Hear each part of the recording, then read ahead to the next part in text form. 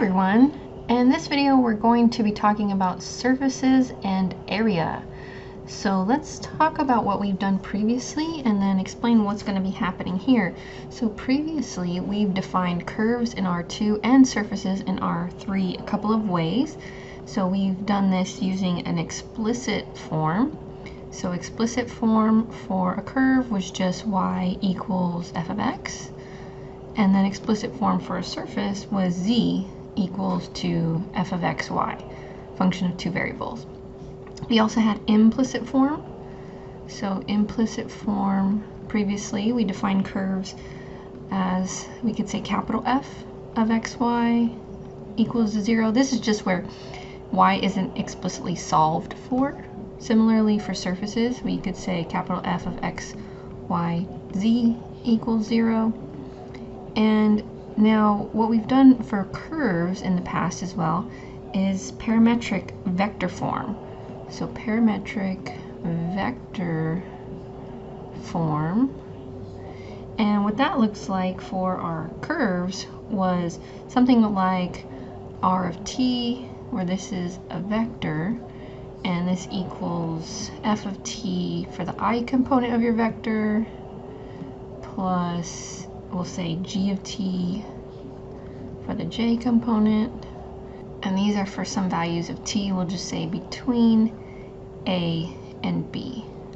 Okay, now what we're going to do this time, so we'll say now, we're going to do a parameterization of surfaces.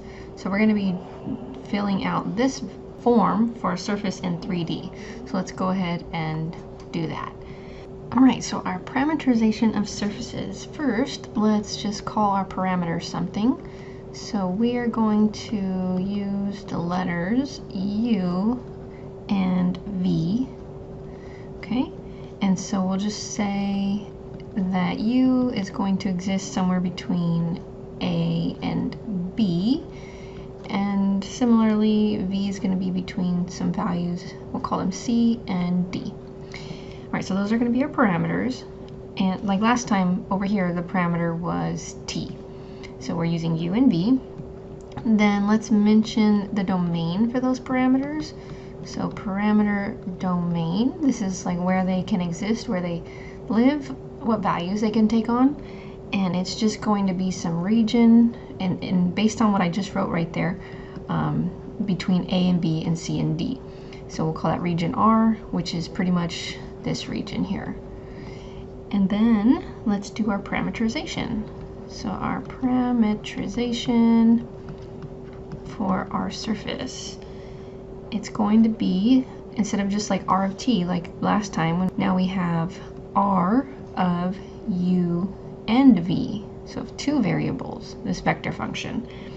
And so this is going to be the I component, we'll say is a function f of u and v.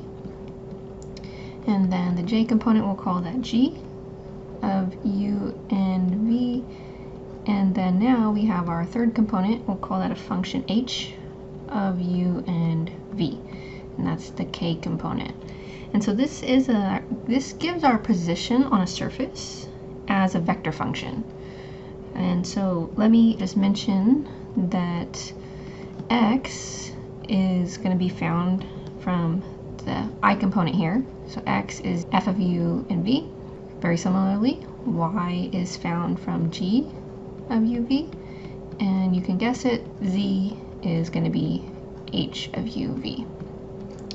Alright, let me go ahead and draw this for you, and then we'll give some standard parameterizations for some common surfaces. Okay, so here is a random surface. I'll just call that S. So our surface is this blue shape here, S. And so is there some point on this surface? Let's go green here. Let's say it's right here. And so our parameterization, what we just found, it's actually a vector function that locates that point on that surface using a vector. Okay, so this would be the vector locating that point. And so that would be r of uv. So think of u and v as two variables, and they're both being held constant on curves on this surface. So here's what I'm talking about. At this position, maybe the curve here is for u, And so everywhere on this curve, which goes through our point, it's I'll say a curve where u is constant. Okay, and we're going to do the same thing for v. So v maybe is constant everywhere along this curve. Okay, and this is going to go back here in the back of our surface. So v is constant. Let's just point to it. We'll say a curve where v is constant. All right, and then I mentioned it, but let me just write it down here. Our position vector is this one, and this is how we locate points on the surface using this parameterization in our vector form. Now over here, I'm just going to draw the domain for our parameters, and so we have that u, we'll say, is between a and b, so we'll just call this our u-axis, and then v is going to be between values c and d. And so this pretty much just ends up looking rectangular for us for our parameters because they're between these two values each. And so this is r, and what we did in our picture is we held u and v constant at different values. So let's say our position on our surface was like corresponding to those u and v values. So u was held constant at whatever number this is here. And then similarly, v was held constant at this number here to locate that point on our surface. Okay, so next I'm going to give you some common parametrizations for some surfaces that you'll see more often. Okay, so here are some common surfaces. First, we're going to start with the cone, which is z equals square root x squared plus y squared. So here would be our parametrization in terms of u and v. U cosine v for the I component, u sine v for the j component, and then u for the k component.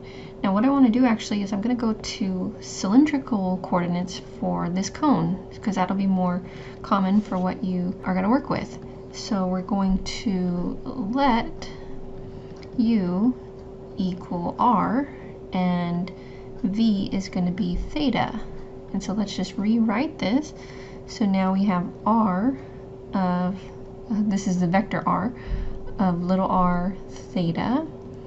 So just everywhere I have a u, I'm going to put an r. So this is r, and then everywhere I have v, I'm going to put theta. So r cosine theta for the I component, plus r sine theta for j, and r k.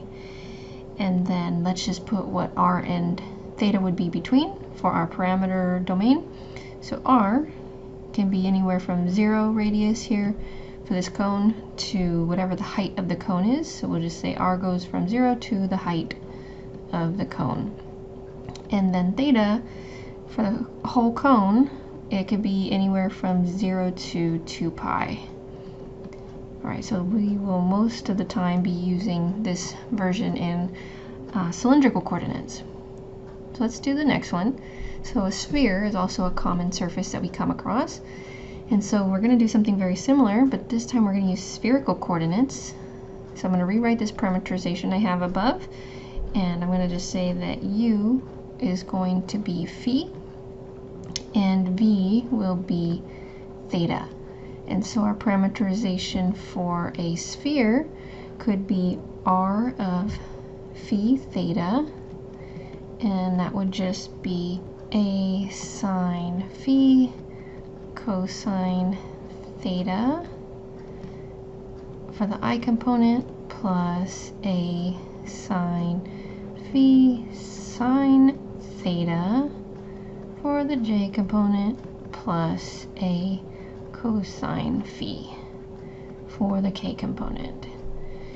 And over here, notice that a is just the radius of the sphere. And so our parameters, in this case, phi is the angle dropping down from our z-axis, and that could be anywhere from 0 to pi. And then for our sphere, theta can be anywhere from 0 to 2 pi. Alright, so we'll most of the time use that spherical coordinate version for our sphere parameterization. The next one is a cylinder. So for this one, we're going to go ahead and let u equal theta, and then v is just going to be our z value. And so our parameterization for a cylinder would be r of theta z, and that just looks like a cosine theta for I plus a sine theta for j plus z for the k component. And for those parameters, theta, again for the cylinder, is going to be 0 to 2 pi, and then z, if it's a cylinder, it can have height 0 all the way to whatever the height of the actual cylinder is, so we'll just say that's the domain for z. And then the last one that I'm going to show you that's one of the common surfaces is our paraboloid. And so for this one, let's go ahead and let u be theta, and again we're going to let v equal z, so similar to the cylinder that we just did. So this parameterization for a paraboloid could be r of theta z, which is going to be z cosine theta for the I component, plus z sine theta for j, plus z squared for the k component. And now this one's just a little different for our domain, for our parameters, than the last one. Theta is still going to be 0 to 2 pi, but now z is going to be the height, square root of the height. So z can go up to the square root of the height of this paraboloid. And it's because of the equation over here. Notice the difference in the cylinder versus the paraboloid here. This was the radius squared. This is just z is not squared, so that's where the square root comes in. Let's go ahead and try an example now. So we're going to parametrize the cylinder, x squared plus y minus 3 squared equals to 9, for z between 0 and 5.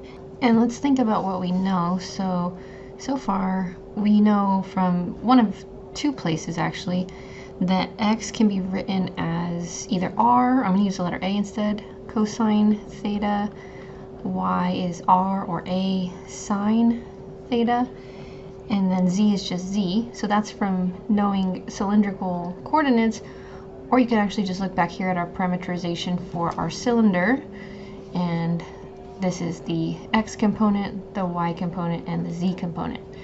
Okay, but we know that from cylindrical coordinates.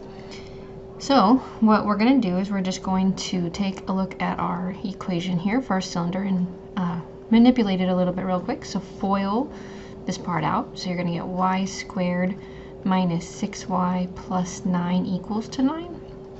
And so this part here, from what you know about x squared plus y squared, we know that that equals the radius squared. And we're calling the radius here a. So that's a squared. And then y, we know, is a sine theta. And so we'll just fill that in right there. And so that's minus 6 times that. And then go ahead and subtract 9 from both sides, and you're going to get 0. Okay, so let's make this look a little bit better. Let's factor out an a. So that's going to be a minus 6 sine theta equals 0. And then we can simplify this equation because either a is 0 or a minus 6 equals 0. And so if a is our radius, then let's go ahead and just discount that option right here. We don't really need to focus on that. So we have a minus 6 sine theta is 0. And so what that gives us is a equals 6 sine theta. All right, so what are we going to do with this? We're going to identify a point on our surface in terms of x, y, and z, but then change those to a and theta. Real quick, let's put our values for theta. Theta is going to be between 0 and pi. And that's because if you solve that, this is, so if you go back here and you just solve, I'll put off to the side actually. If you say 0 is 6 sine theta, solve for theta, you're going to get 0 and pi for that. Also, you can tell if you were to graph this that it's going to just be theta values from 0 to pi. Okay, so now what do we do with that? What we're going to do is we're going to think about a point on our surface. So a point on the surface of this cylinder is going to have the following coordinates. So x, we know, is a cosine theta, but we just solved for a, so we're going to replace that. So 6 sine theta times cosine theta, and we can leave it like that, but this is actually a double angle formula, so if you look back at your trig identities and formulas, this is 3 sine of 2 theta. So let's just write it that version. We know y is a sine theta, and so that's going to be 6 sine theta times sine theta, and that's just 6 sine squared theta. And then z is still just z. All right, so then our parametrization of our cylinder is going to be r of theta z, which is 3 sine 2 theta I plus 6 sine squared theta j plus zk. And that's going to be for theta between 0 and pi, and z between 0 and 5. So next we're going to talk about surface area.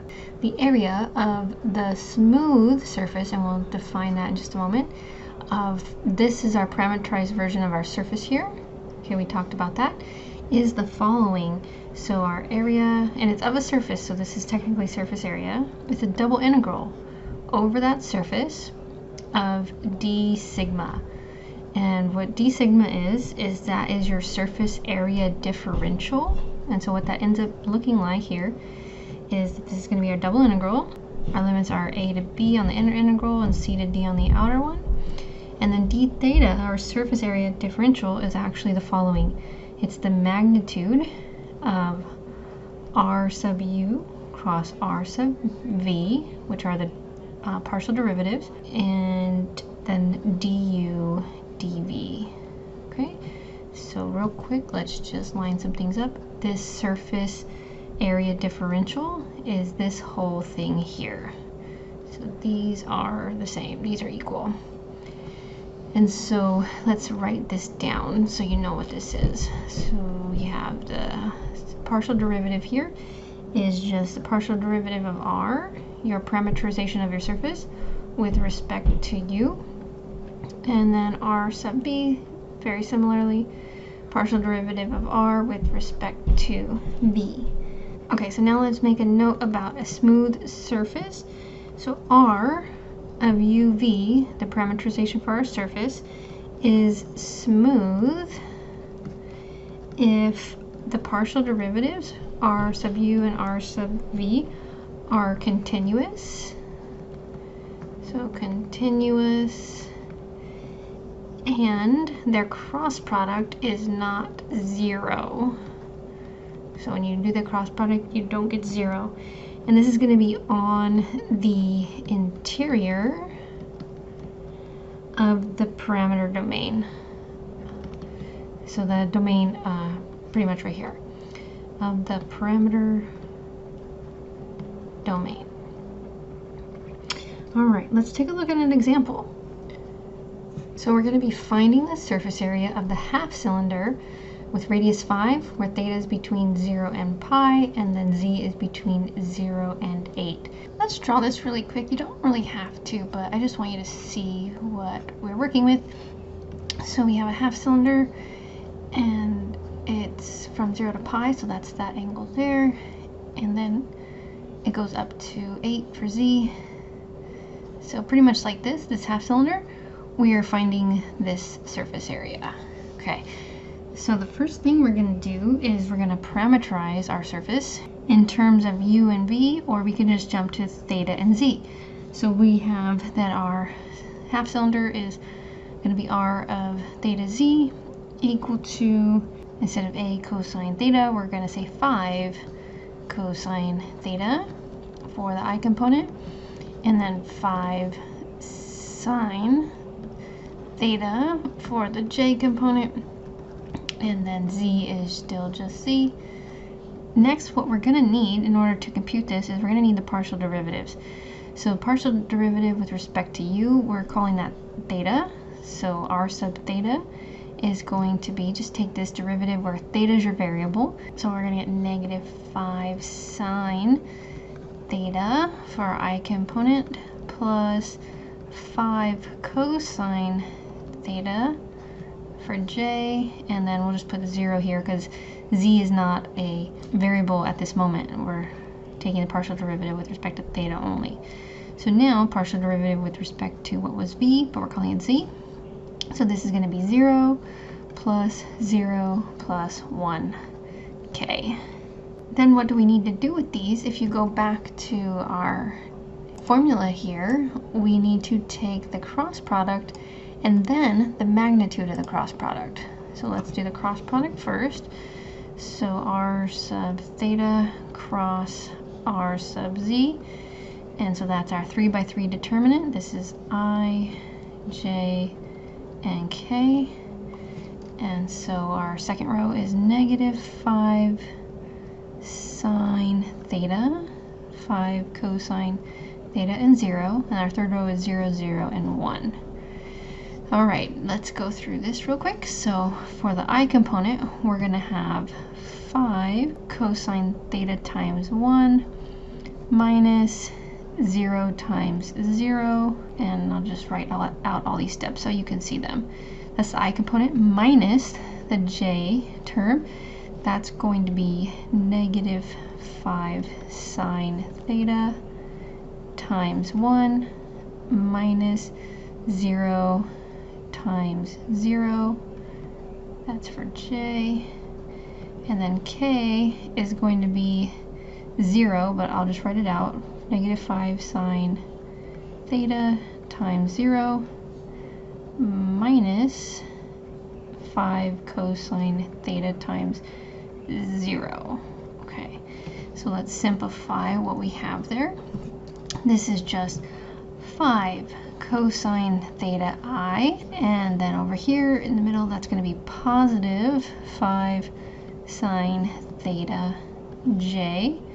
And the last one is 0, so don't need to write that. And what do we need? One more time, the magnitude of this. So that's going to go into our integrand.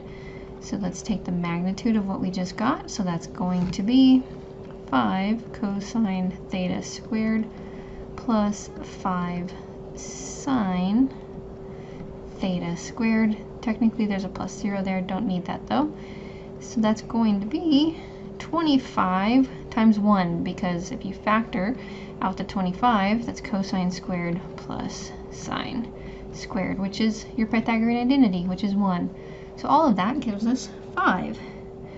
Okay, so what we do with that is we plug that into our double integral. So the surface area is our double integral over our surface, d sigma, and d sigma was the magnitude of the cross products, which was 5, and then du dv, but for us that's d theta dz. So theta was first. For us, theta goes from 0 to pi, and z goes from 0 to 8.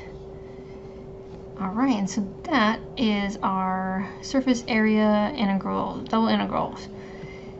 And then we just evaluate this, and that's going to give us our surface area. So real quick, first integral, so outside one is still there, but if we integrate with respect to theta, that's going to be 5 theta evaluated from 0 to pi.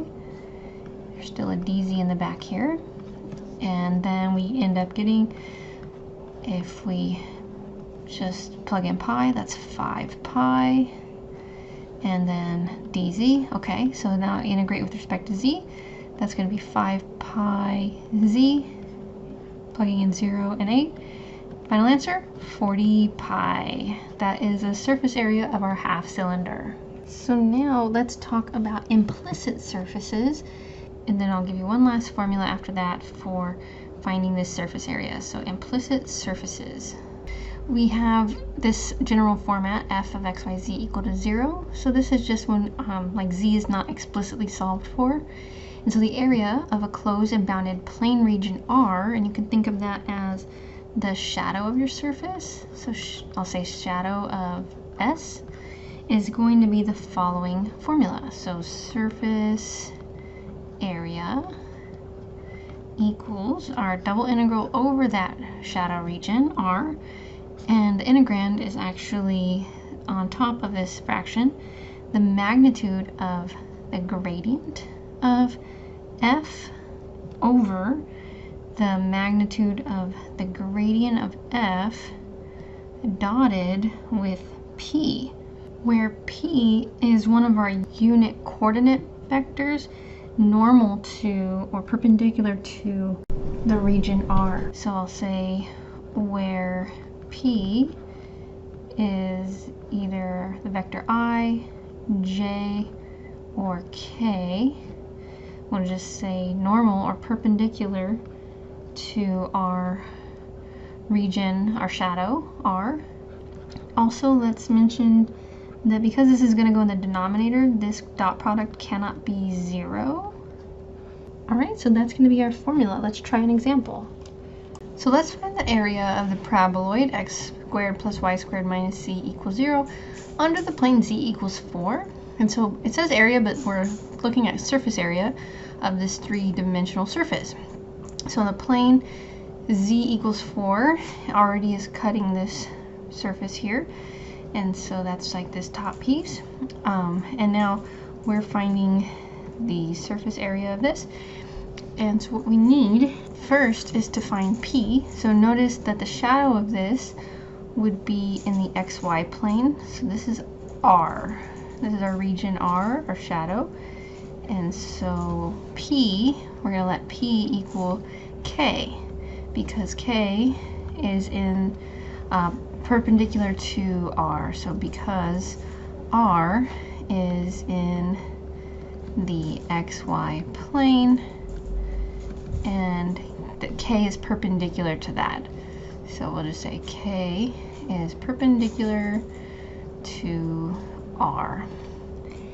Alright, so in order to compute this surface area double integral, let's find the gradient of F first. So this is F right here. So the gradient is going to be 2x.